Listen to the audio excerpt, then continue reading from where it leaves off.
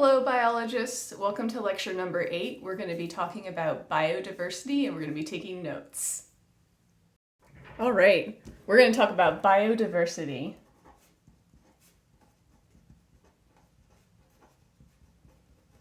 So biodiversity is categorized by the variety of life in a particular ecosystem.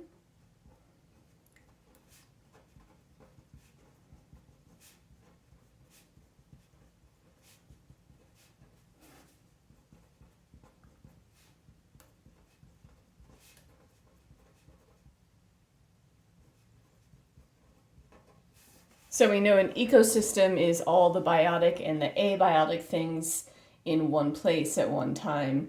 So biodiversity is who lives there, how many are there, what's their distribution, what's the variety of all those different critters. And we have to be talking about biodiversity because we know that biodiversity is involved in having a healthy ecosystem, but we also have to talk about biodiversity because we're currently losing it at an extraordinary rate. The current extinction rate is about 100 to 1,000 times higher than the background extinction rate.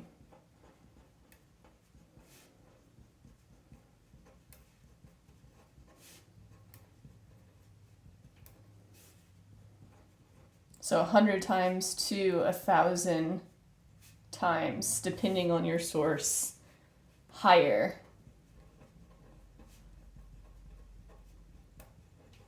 than the background rate.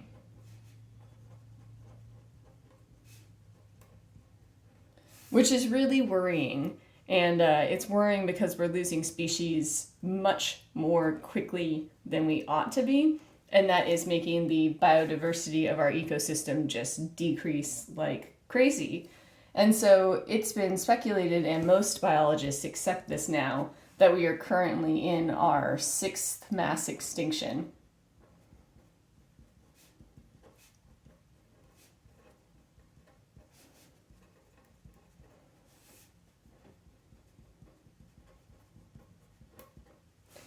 And what's most upsetting about this is it's caused by us, and so it's been given the name the Anthropocene extinction.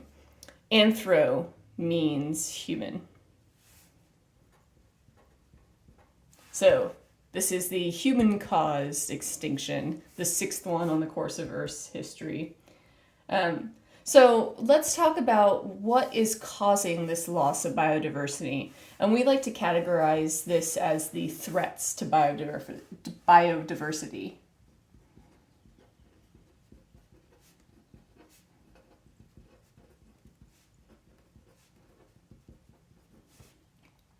There are several.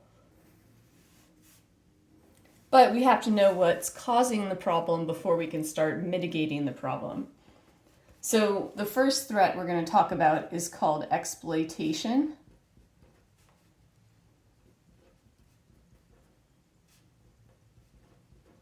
Now, unfortunately, it's also called overexploitation.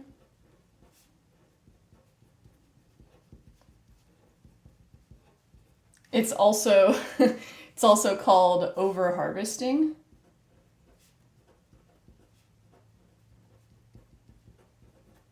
And what that is when you take more out of an ecosystem than you can sustainably remove.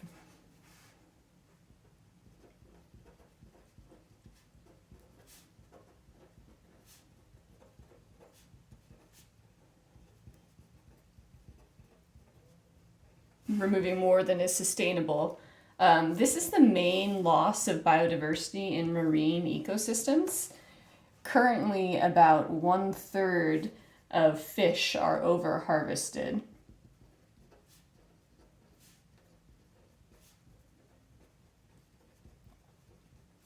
And I'm a big fan of fish, so I'm a part of this problem too. In fact, one of my favorite types of fish, which I don't eat anymore because of this, is the bluefin tuna.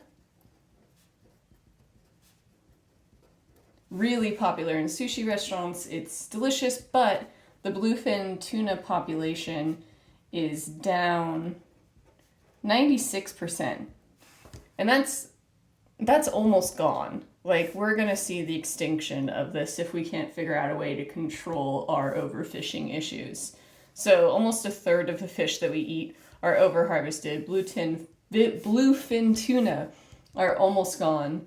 And this tuna is so popular, by the way, that one sold for 1.75 million, and that was just one fish. It was an exceptional specimen. So that's an example of overexploitation. We're removing more than we can handle having be removed. The second threat to biodiversity is habitat fragmentation.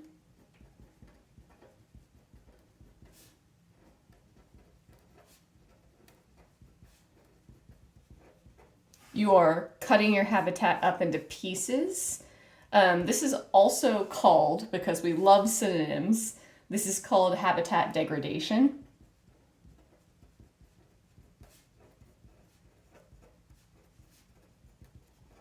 You're degrading the habitat, so degradation,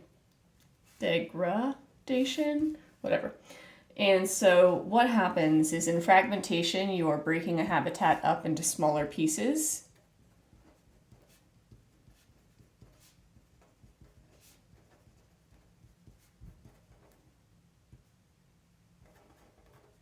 You can figure out where the eye is. And that creates these little tiny areas where there used to be larger ones. All we have to do is look at the freeway system and see how our freeways have cut up habitats into smaller bits. And when we cut things into smaller pieces, it leads to patch isolation.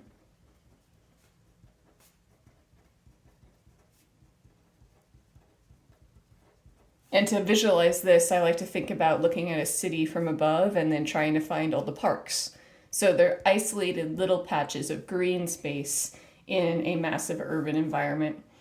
You had a homework on this. That was homework number 4. So when you talked about the blue-collared lizards in the Ozarks and in New Mexico, you were thinking about habitat fragmentation.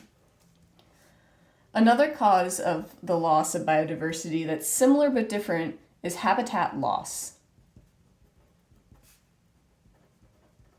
So now you're just losing it. You're not breaking it up and saving some. You're not kind of just messing it up. Now you're actually just losing it. And there's 2 main players in this: agriculture and urbanization. All you have to do is look at Google Maps from the satellite view, and spaces will be just broken up into houses, buildings, railroad transportation, and then agriculture, you'll see those massive farms. And it's not that these 2 things are bad in and of themselves, but they do remove native habitat. And when you remove a habitat, you start to decrease the biodiversity in that area because there's no place for those creatures to live. So when we talk about habitat loss, we often like to talk about deforestation.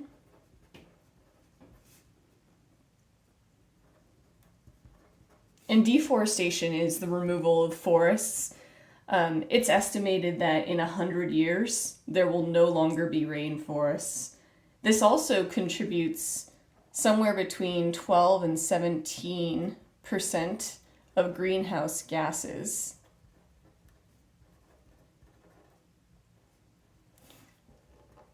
Using the machinery to cut down the trees and also losing the trees themselves contributes to those greenhouse gases. And when we think about deforestation, it's pretty massive. The estimate is that it's 20 football fields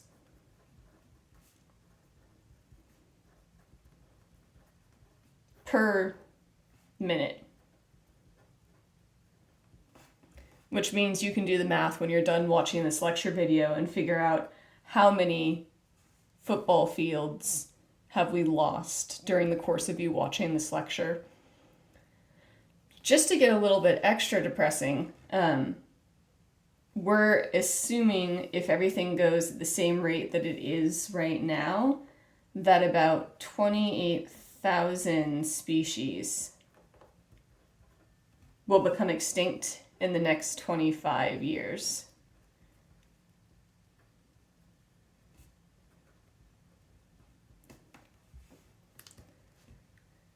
So let's move to the next page.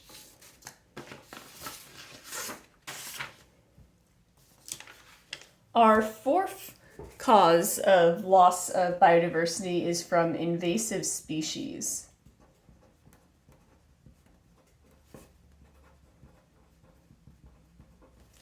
An invasive species is a species that moves to a new area and takes over and does harm to the native species. So not all species that move around are going to be invasive. It's estimated that about 10% of a species that can grow in another environment will grow there. And if it does grow there, only about 10% of those that have been transplanted will become invasive. So it's not all that common, but once they become established, they are massively an issue. So you have a bunch of stuff to watch about this from the lecture. There's even a documentary that we're going to watch together. But invasive species destroy native habitats.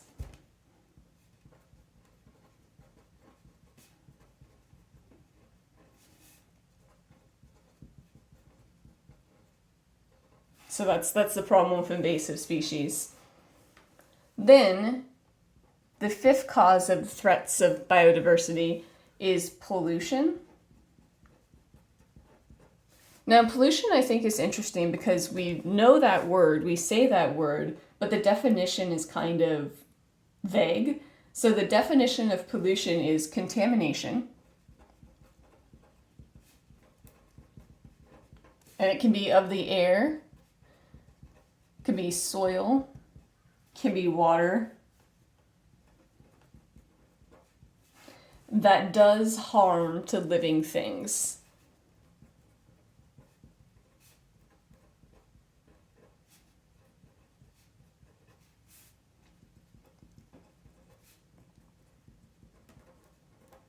So basically, any kind of chemical contaminant or physical contaminant that is found in anything on Earth that can harm any living thing. So it's intentionally vague because there's lots of different types of pollution. It could be cigarette butts. They're one of the most littered items. It could be batteries. It could be toxic waste. It could be plastics. So pollution is really vague. But the overarching theme is that it's harmful to life. It inhibits life from being happy if it's exposed to it. Some statistics for you. In the most polluted areas on Earth, the life expectancy is as low as 45 years. This is for humans, by the way.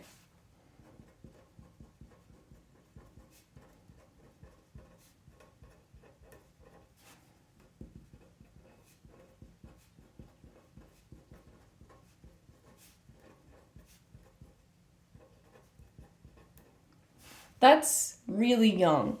In the United States, the average lifespan is in the 70s. So this is a very low life expectancy. And we should all be pretty upset about this. This is a pretty offensive statistic. If you live in one of these most polluted areas, your chances of getting lung cancer is 20% higher. And we have an issue with pollution in America. So in the United States, 44% of streams, 64% of lakes, and 30% of bays. These waterways are all too toxic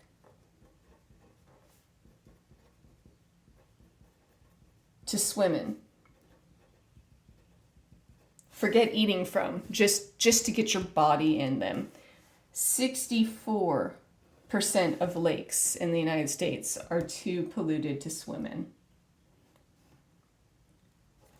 And we have it really lucky in parts of the United States. Worldwide,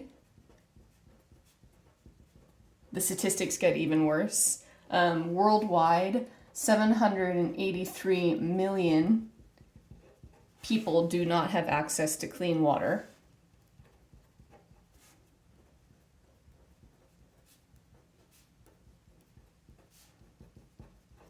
clean water. We also estimate that if we're not talking about people only, that each year pollution kills greater than 1 million seabirds and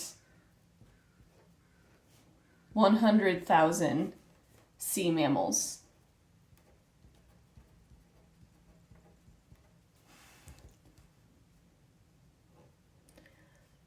Pollution also causes something called eutrophication.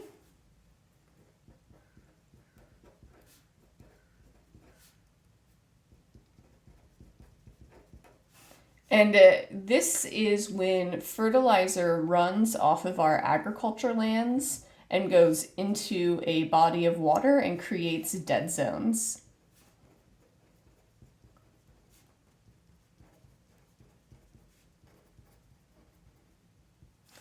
Let me explain how a dead zone works. So if I have a farm up here and I am growing flowers, so there's my flower, and here's my farm. If I'm going to spray some kind of chemical on this flower, maybe it's going to be a fertilizer. Fertilizers have a lot of nitrogen in them. That's the nitrogen gas, but just as shorthand. And all of that fertilizer will go in the grass and it'll help my flowers grow. And that's awesome. But then it's going to rain. So here's rain. That's a rain droplet. And the rain is going to wash all of that fertilizer off.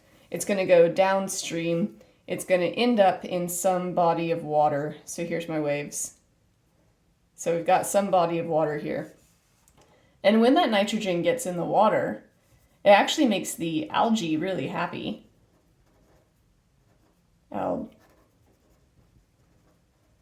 Alga, really happy. The algae, since they're basically plants, they want this nitrogen too. They eat the nitrogen, they grow, and as they grow and grow and grow, they slowly die off because they don't have that long of a lifespan. And that means that the decomposers come and eat the algae. So things like bacterium and fungus. And as the decomposers eat the algae, they're going to use up oxygen gas. And that oxygen gas is sucked out of the water. So you're taking O2 out of the water. The decomposers are using it all up. And you're left with these areas of water that don't have any oxygen. And without oxygen, nothing can live there. And so they're called dead zones. They're dead because they don't have oxygen. They don't have oxygen because the algae grew too quickly and they were all eaten by decomposers. And the algae grew because of the nitrogen that I sprayed on my plant upstream. So that's the process of eutrophication. Quite complex. The last threat of biodiversity that we're going to talk about is disease.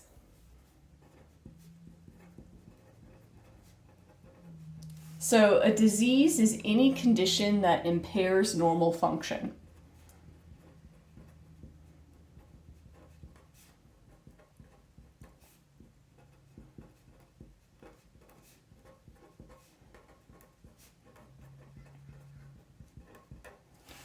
The most common diseases in America, you've heard of before. The most common leading cause of death in the United States is heart disease. So that accounts for about 1/4 of all of the deaths. There's also cancer. That also accounts for about 1/4 of the deaths in America. And heart disease is a equal sex disease. So men and women get this roughly in the same rate. It's the leading cause of death for both men and women. And there are risk factors associated with both of these. So exposing yourself to pollutants can lead to cancer. That can be things like where you live, if you live in a really smoggy area, but it could also be what you choose to put in your body, like if you're a smoker. Same for heart disease. You can be genetically predisposed to both of these, but you can also try and exercise more and eat a healthy diet, and that will help decrease your risk of heart disease. It's interesting because disease is often something we think about for people, but it happens to plants too. There's something called sudden oak death.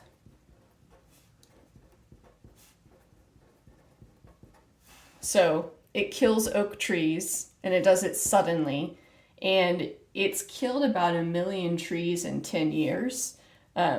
It's not stopping. It's probably going to kill many more, and we have to figure out how to try and stop this disease from spreading. There's also something called white nose syndrome.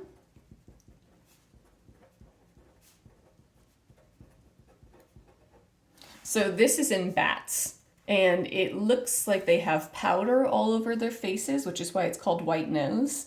But it's actually fungus that's infected their respiratory systems and is growing out their face. So we have a fungus taking out all of these bats. In some areas, it's killed the entire population. They are in grave danger.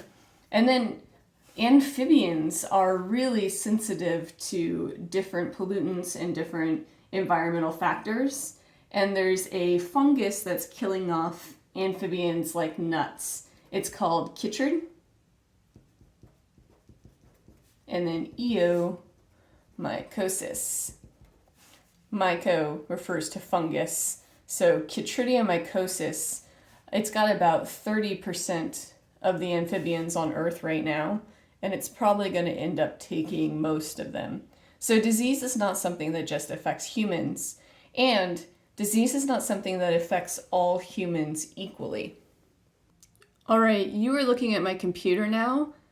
You can see the leading cause of death in low-income countries, and we're comparing the year 2000 to the year 2019, so this is pretty recent data. The first one says neonatal conditions, then lower respiratory infections, and then ischemic heart disease. So now I'm going to rotate you. Now you're looking at the same graph, but we're looking at upper middle income countries. So no longer low income, now upper middle income. The first cause of death is ischemic heart disease. Second one is stroke. Third is chronic obstructive pulmonary disease. So the type of disease you have depends on how much money your country has. In our low income countries, neonatal conditions and lower respiratory infections are often preventable with access to medical care.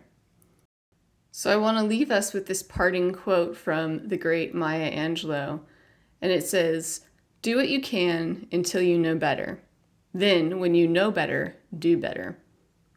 All right, so thanks for letting me bum you out. Those are the 6 main causes that are threats to biodiversity, and we can take comfort in what Dr. Maya Angelou tells us and continue to educate ourselves and do better when we know better.